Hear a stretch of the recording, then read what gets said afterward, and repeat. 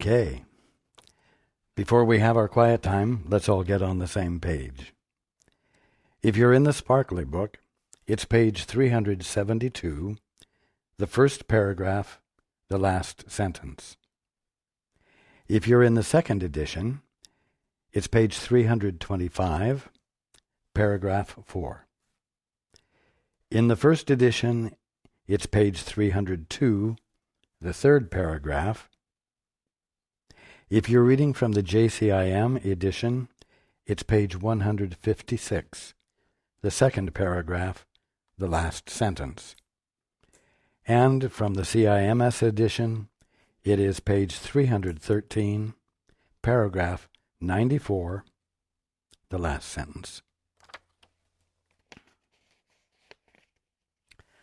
Okay.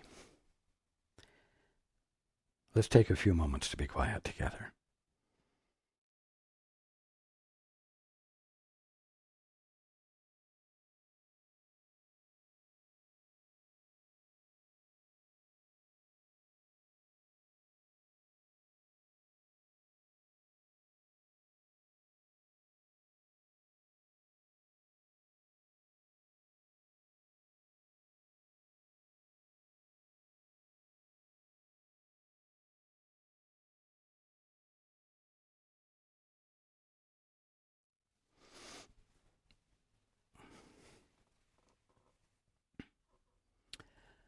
So, what will it take?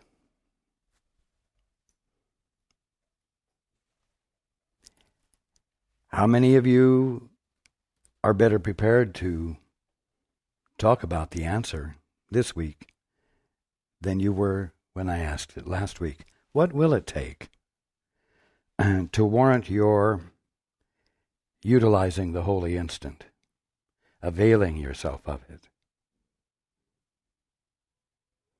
How many of you tried and found that your inclination to be reactive or self-defensive took priority over any inclination to find a way to be the presence of love?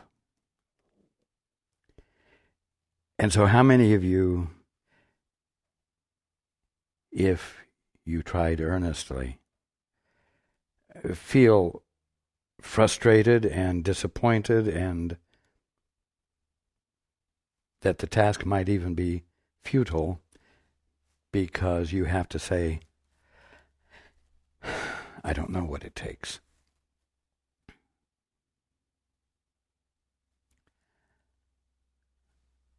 The key here is you can acknowledge that you don't yet know what it takes, but don't get hung up on it. Don't become devoted to the awareness that you don't know what it takes. Damn it. You see, don't become emotionally passionate about not knowing yet. Because I'm telling you something, it's in you. The capacity is in you. The answer is in you. It has been in you and with you since creation, if I may put it that way. You know, someone who seems to be insane, incarcerated in an insane asylum, has not lost the capacity to be sane. It is impossible to have lost the capacity. But the capacity simply isn't being used. At some point, the choice to use the capacity was rejected. And at this point, the reason, that which triggered the decision, isn't even remembered. It's been put out of mind, out of sight, out of memory. And so that one simply feels that his or her current mindset, state of affairs, is normal and natural. It's just the way things are. not being able to remember the reason for having made the decision. The fact that a decision was made is also forgotten. And so, if someone with clarity were to approach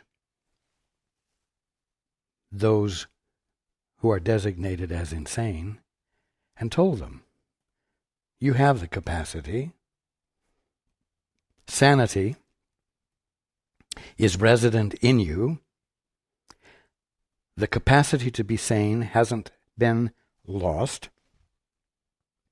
you are not suffering from incapacity. You are simply suffering from not using the capacity. Well, that one would be likely to say, you know what? Look around me, buddy. Look at all the other people here. They're just like me. You're trying to tell me that this is not normal? You're trying to tell me that all of us here are simply not using a capacity that we have?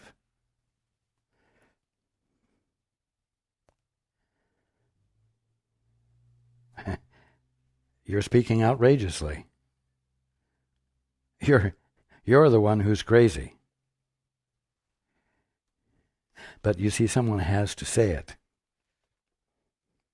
Someone has to tell the one who doesn't remember having made a decision and doesn't remember why the decision was made not to employ sanity, that such an event occurred. Why? So that one might find the justification somewhere within them, from somewhere they're not recognizing, the impulse to become inquisitive about a capacity they didn't know they had, a capacity they're sure that they don't have, a capacity that their life and their environment demonstrates to them doesn't exist, together with the verdicts of all of the psychiatrists that say to them, you'll never be able to go home, you'll never live anywhere else, accept your lot, you see. Now,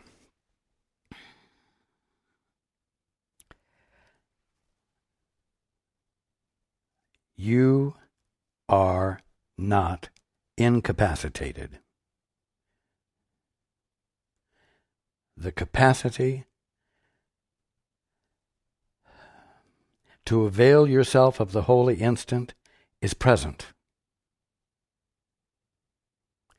Persist in desiring to experience it. Persist, persist, persist. All you're persisting against is a reluctance based upon a belief that you are the definition you currently have about yourself and nothing more.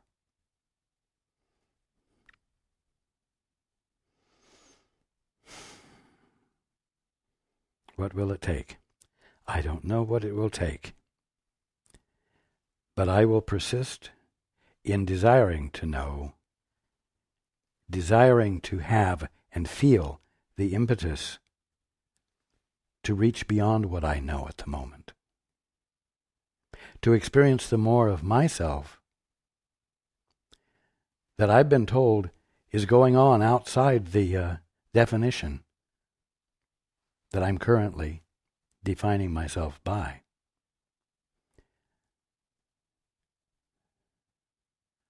Now, we ended up last week with this sentence. It is in your power to make this season holy, for it is in your power to make the time of Christ be now. And this sentence is making reference to Christmas time and the way in which the season can actually be made holy. rather than it being a spiritual remembrance of holiness of another time. It's in your power to make this season holy by letting the Christ through. And in the process of letting me through, you will find yourself exhibiting, manifesting Christhood. And in that process, you will find yourself experiencing the re-emergence, you might say, of the true definition of yourself as you're remembering who you are. So we're talking about something rather significant. We're talking about something worth persisting toward the experience of.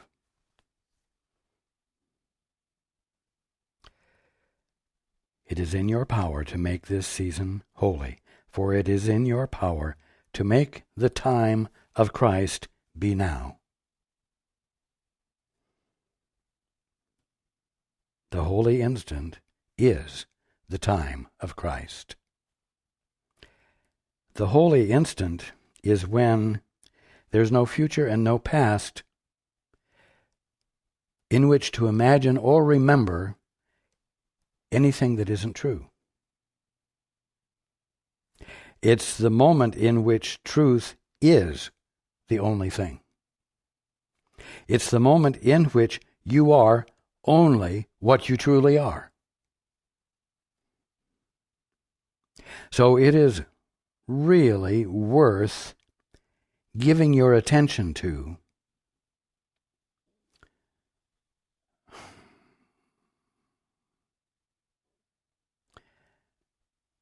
being unwilling to be distracted by anything else.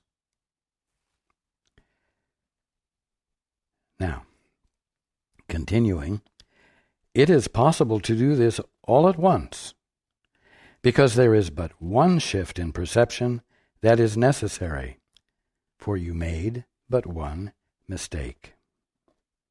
It seems like many, but it is all the same. Okay.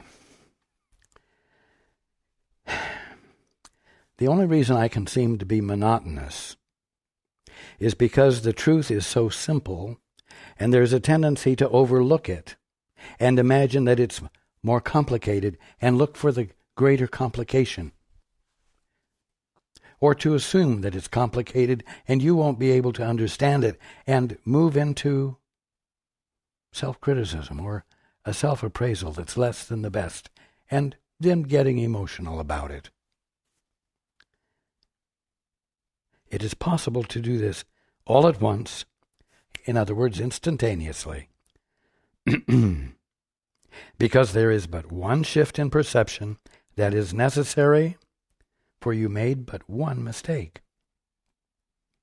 The one mistake you made was, you said, "Father, I'd rather do it myself."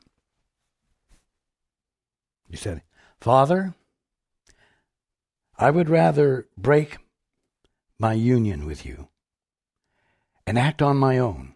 I would rather imagine that I'm an independent agent and experience everything from that vantage point, from that belief, from that imagination." That's the one mistake. So,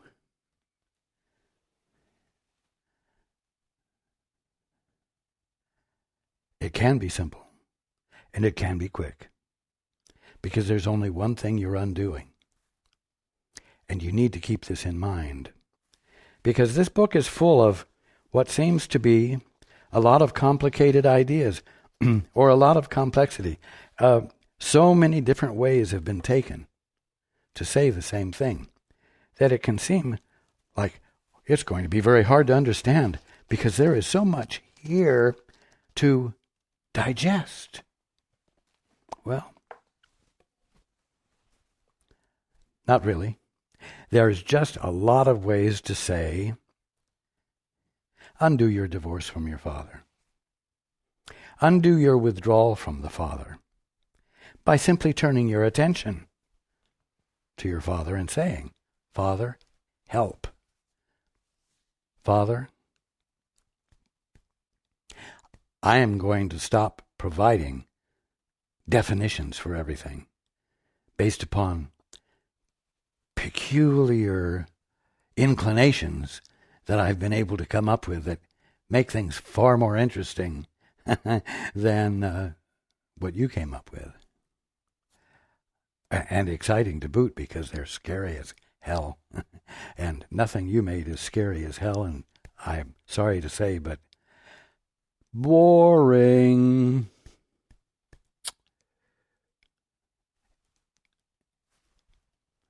It is possible to do this all at once, because there's but one shift in perception that is necessary, for you made but one mistake. Yeah, all you have to say is, Father, I'm back. Father, fill me with all that you are. Help me be conscious of what your being all that I am means.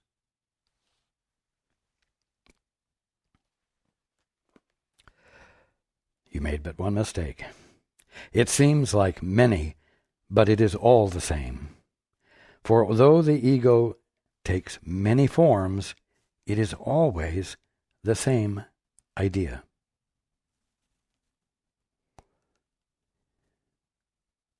Now, we've talked at length about the fact that when you decided to see things on your own, you found that you were suddenly unaware of your birthright, of the fact that you are infinite mind, and you're suddenly confronted with the experience of being one isolated form in creation, coping with and dealing with a bunch of other forms of creation. Form dealing with form, and not doing it from the place of peace that it has been your birthright forever to experience creation in. And so you found that there was fear. And its sidekick, guilt. You see, and you get fear and guilt playing off of each other. And the simple decision to want to do things your way becomes very complicated. So many things to fear, so many things to defend yourself against, so many things to overcome, so many things to accomplish in order to feel competent. A complicated mess. When actually, to uncomplicate it, only one thing needs to be undone. The decision to pretend to be alone.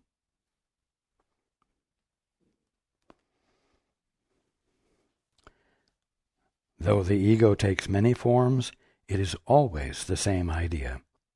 What is not love is always fear and nothing else.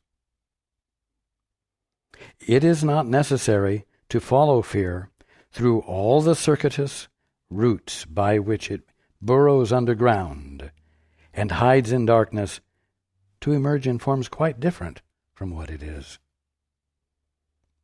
Yet it is necessary to examine each one as long as you would retain the principle which governs all of them. So what's up here? We started out, it is possible to do this all at once because there is but one shift in perception, etc. And now it says, yet it is necessary to examine each one of them. Each of the forms that fear seems to take and emerges in a different form. Yet it is necessary to examine each one, as long as you would retain the principle which governs all of them.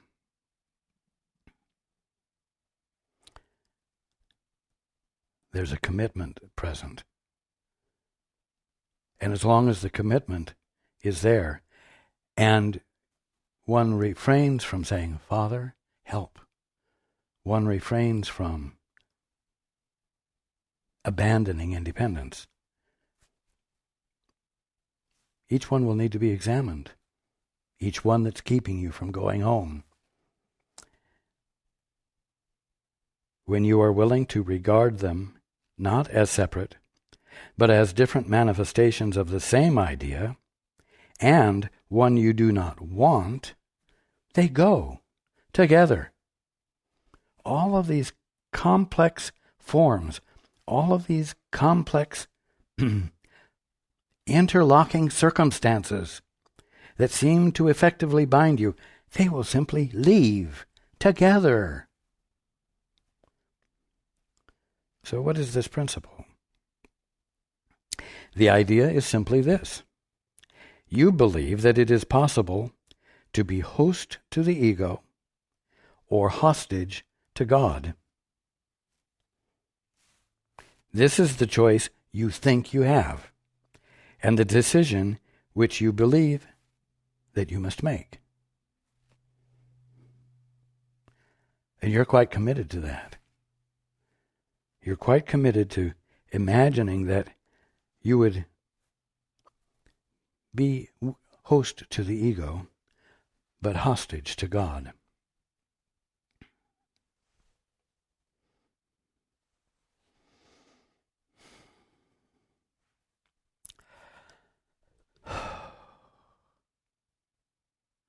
Hostage to God. Well, perhaps we can talk about it this way. You're 18, 19, 20, maybe 25. Single, independent, having a great time, exploring all the things you can do now that you've left home. You're not under the control of mom and dad and the family, and you finished school, and you've got a job, and, things are great, and you're enjoying your independence. And then the possibility of marriage comes up, and you consider what it would be like to get married and have a partner.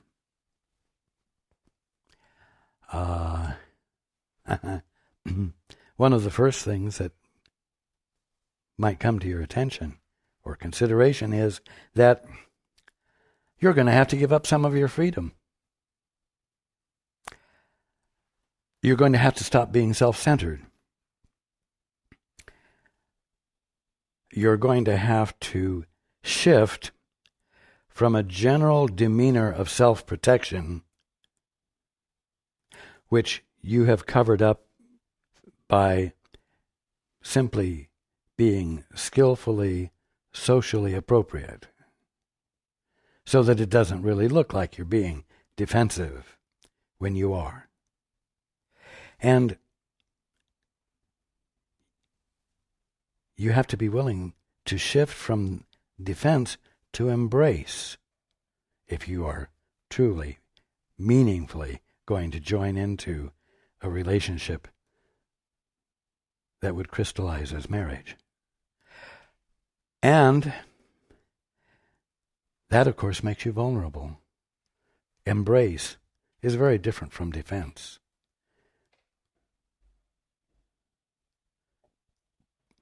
One could even imagine that if you were to get married, you would become hostage to your partner. Because, of course, you would have to cooperate, wouldn't you? You would have to abandon carefree freedom without consideration for anything except what you want.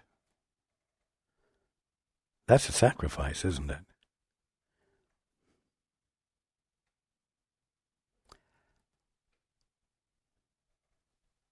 are those who are married to each other, hostage to each other? No. And because marriage isn't a hostage situation, and because marriage, well embodied, is a matter of embrace and caring cooperation, it has been appropriately called the cement of civilization.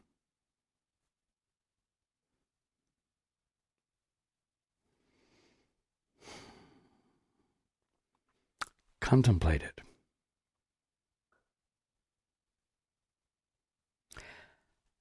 Abandoning independence and joining with your Father is never a matter of becoming a hostage, even though it does mean giving up a so-called capacity you think you have, or that you have imagined that you have, to be independent, to be authoritative, to make things happen, and to determine what everything means. You will have to give that up. Much of that you have to give up in a marriage. And in a good marriage, it makes for miracles. It makes for greater harmony in society because it's a presence. It could be called a force for good, but it's really the presence of love that naturally harmonizes without force and brings out and illuminates the best.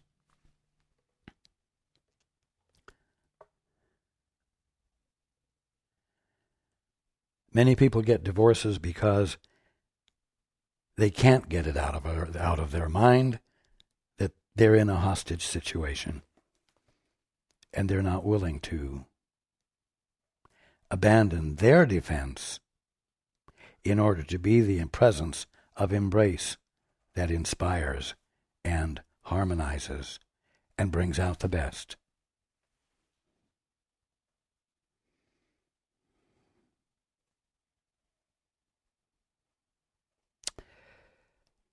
The idea is simply this, the principle which governs all of your illusions. You believe that it is possible to be host, oh, isn't that nice, host to the ego, or hostage to God. And of course, you imagine being host to the ego as good because, in so many words, the whole ego frame of reference is one of making something of yourself and being successful at it with this constant promise of fulfillment that never ever comes. But it's a promise that God isn't going to give you. And the only reason God isn't going to give it to you is because that isn't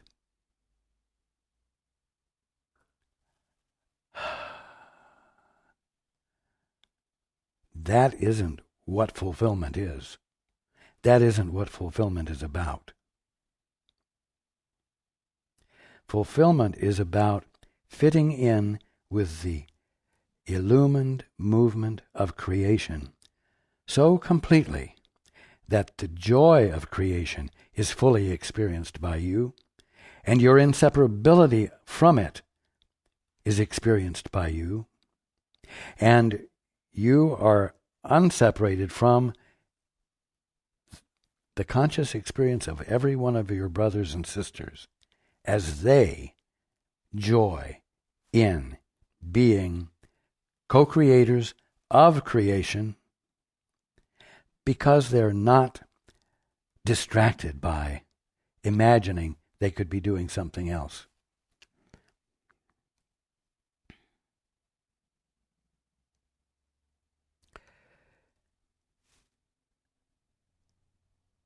So you believe this promise of the ego, and you doubt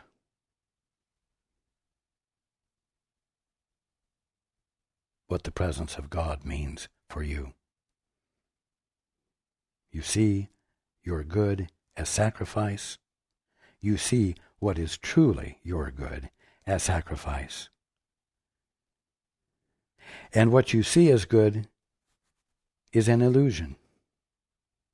That actually is a sacrifice, but you don't believe it, and so you're unwilling to let go of it. What will it take to participate in the holy instant?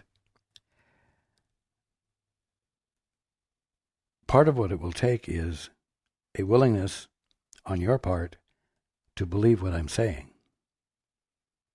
so that you'll explore the possibility and abandon your blind commitment to what doesn't promise what I'm telling you.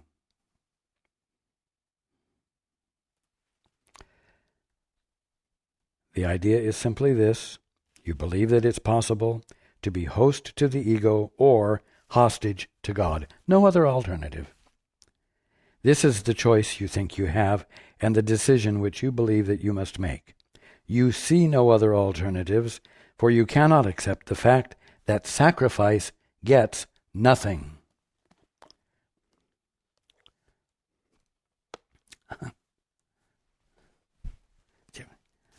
You say, why do you talk about sacrifice at all? I wasn't thinking about sacrifice, and I don't think that sacrifice, I don't even think about sacrifice. It's not part of my world. I'm too busy doing good things. I'm too busy going to work every day. I'm too busy raising my family and sharing all the good that I can to make the best out of them. I beg your pardon. You've got to be honest. You all are daily overcoming the tendency toward not having.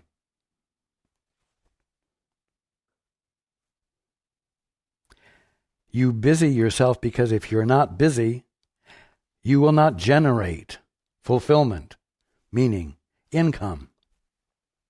You will not impart to anyone else what they need to learn. You see. And so you will end up not getting credit. You will end up not being respectable.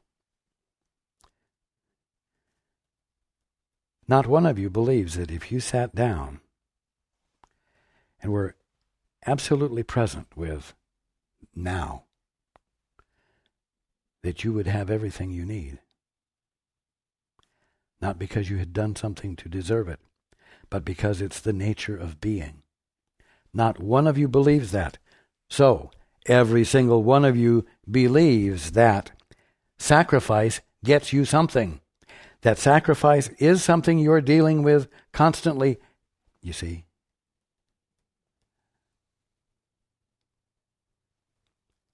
Lack. The tolerance of lack is normal. Tolerance of lack is what sacrifice means.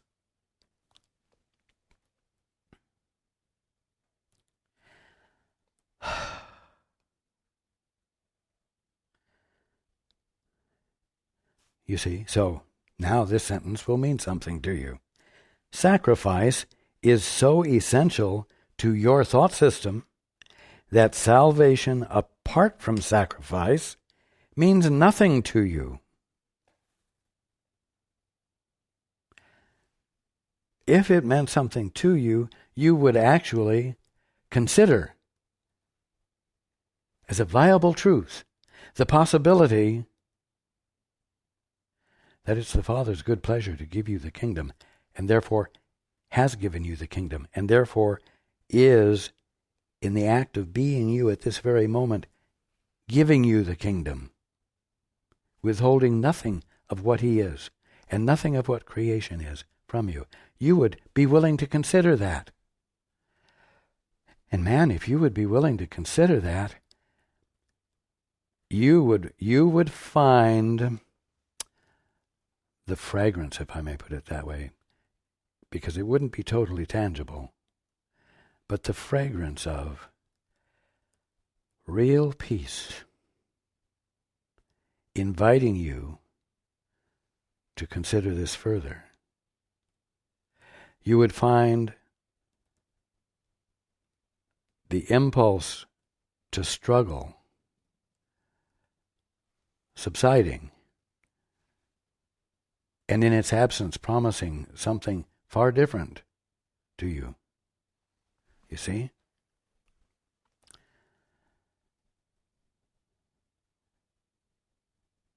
You don't have that experience often because sacrifice is so essential to your thought system. Now, just because I say that, and just because it's true at the moment, doesn't mean you have justification for self-criticism.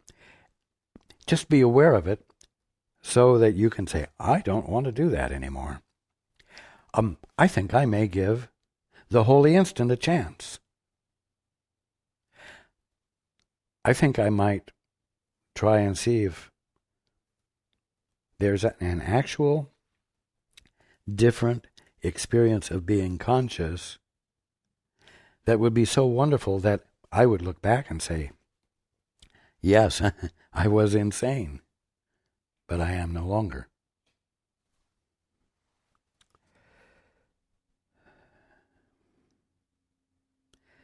Your confusion of sacrifice and love is so profound that you cannot conceive of love without sacrifice. Yeah, I love my wife. As a result, I don't go out with the boys as much. I don't drink as much as I used to. I've become sort of a homebody, and I've begun to do things around the house. I'm actually beginning to enjoy taking care of the property, landscaping a little bit. I really have a talent for that. I never knew it before, you see. But the idea is that in a marriage, you sacrifice. Love and sacrifice go together. You've got to abandon your freedom. That's sacrifice. Your confusion of sacrifice and love is so profound that you cannot conceive of love without sacrifice. And it is this that you must look upon. Sacrifice is attack, not love.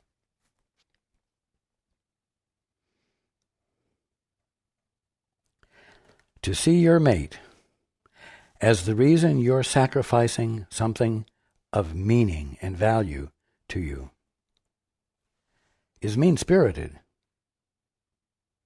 It's not love.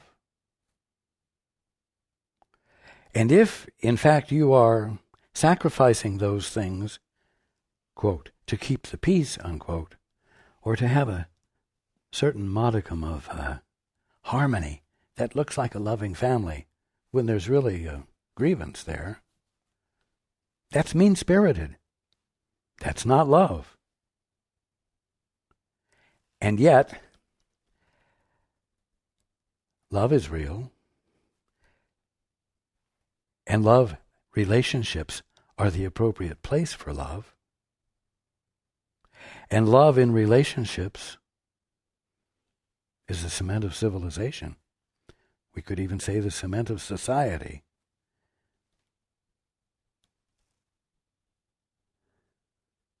And so it's worth abandoning the appearance of love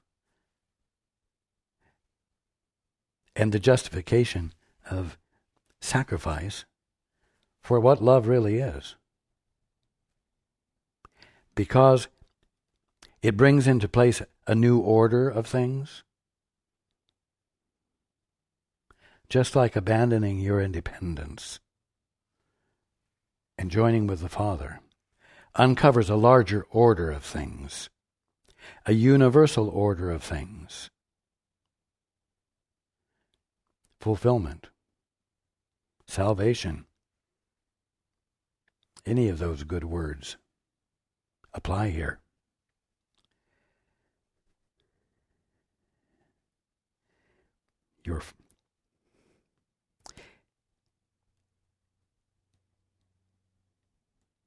It is this that you must look upon. Sacrifice is attack, not love. If you would accept but this one idea, your fear of love would vanish.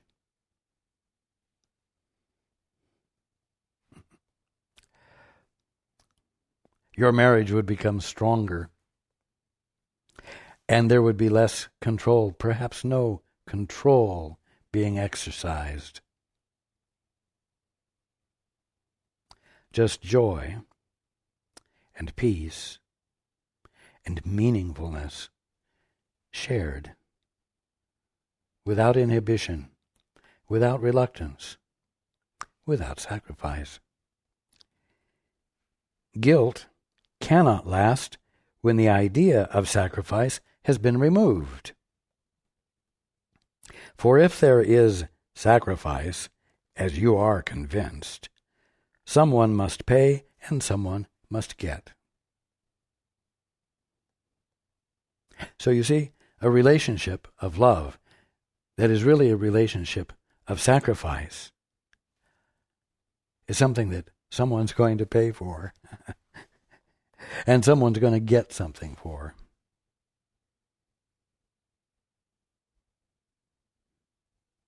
And you know what?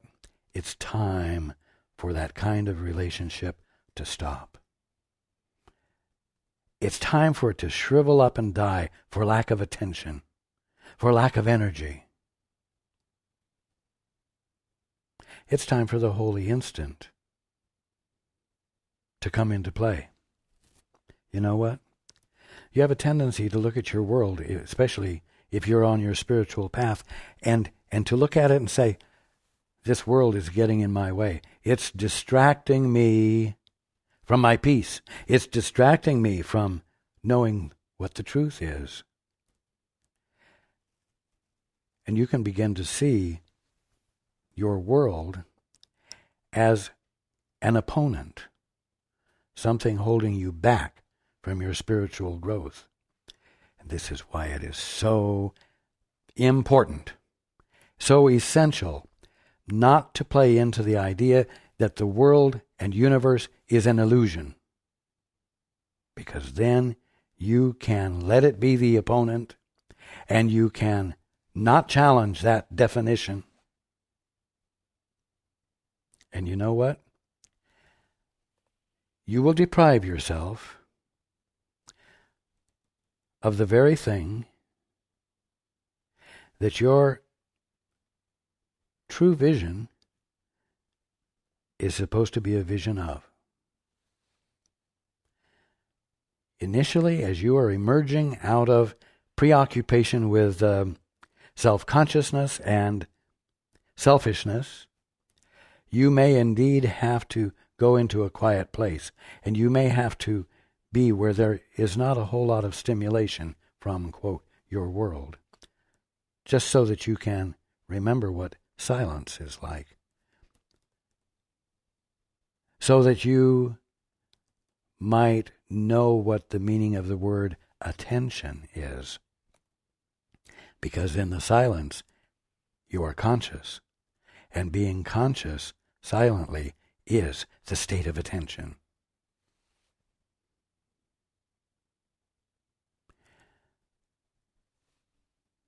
And because you may have to do this in the beginning, it may seem to establish an artificial boundary between your spiritual quest and your environment, your world.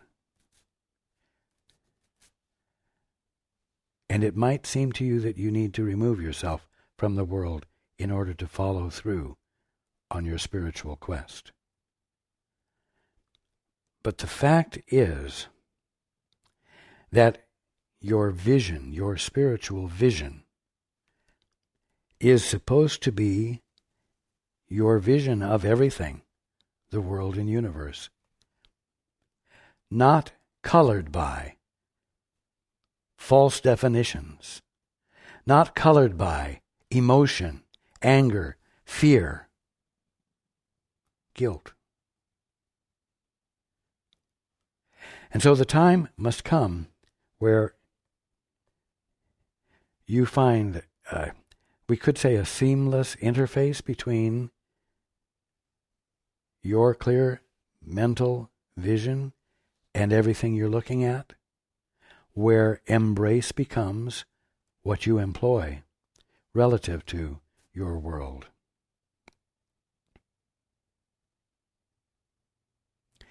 You must stop seeing your world as material as opposed to spiritual.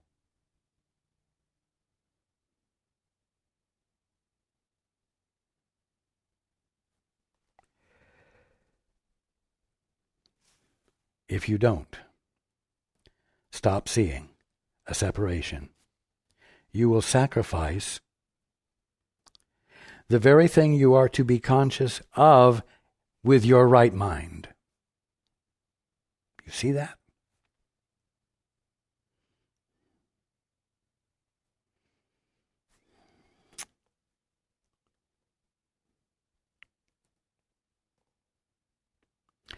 If there is sacrifice, as you are convinced, someone must pay and someone must get.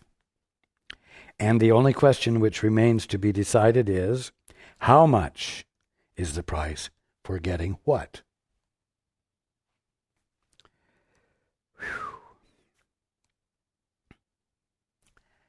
Isn't that being held hostage? Where in that is any conscious awareness of reality or truth or love? Why, I believe that's called business, isn't it? And the only question which remains to be decided is, how much is the price for getting what?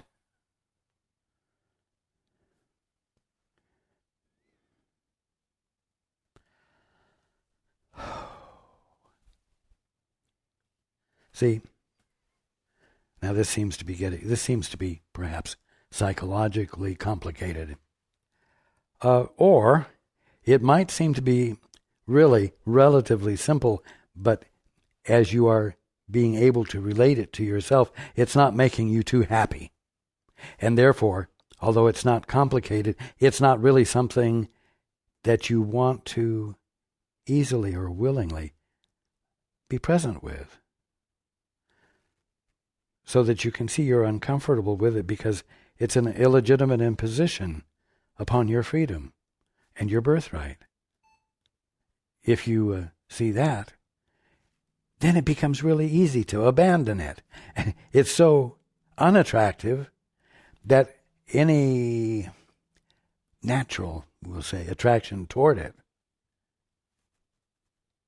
leaves. And when you do not value something, you do not pursue it, and it doesn't hang on to you.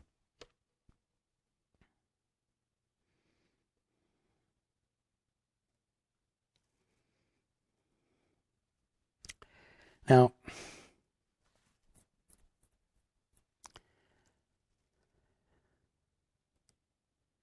what do I want of you?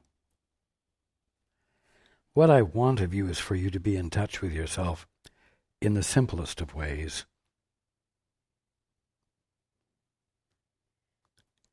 In the genuineness, in the most genuine of ways.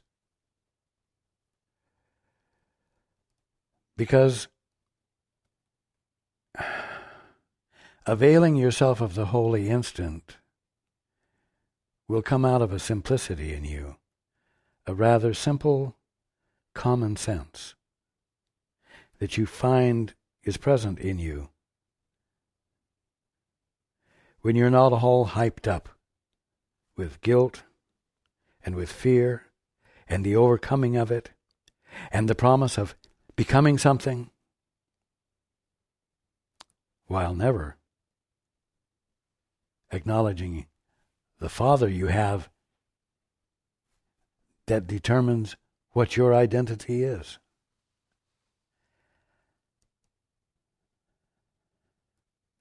I want you not to read this book and get so intellectually complicated that you forget to be simple and be in the place where things are clear and your natural, I'm going to say divine common sense, comes into play with willingness, because it's your common sense. It's your makeup. It's the way you really have felt all along, but you haven't tapped into. And so as we're reading here, as we continue to read, and as we continue to consider the holy instant, I want you to approach it this way. I want you to be with your fellow man this way. I want you to be with yourself this way. And I want you to continue to ask, what will it take to avail myself of the holy instant? Remembering that I said that the capacity is in you already. You see, it is that simple common sense that's in you already. You're already wonderful. You're already the sons and daughters of God. You're already divine. And right here is where your divinity is to be experienced. And right here in what you call this world and universe is where the kingdom of heaven and creation is to be experienced. All in a simple simplicity. A birthright that's yours.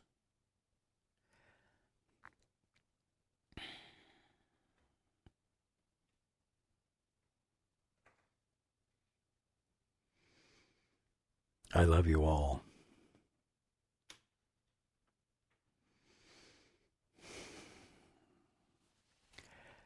And I look forward to being with you next time.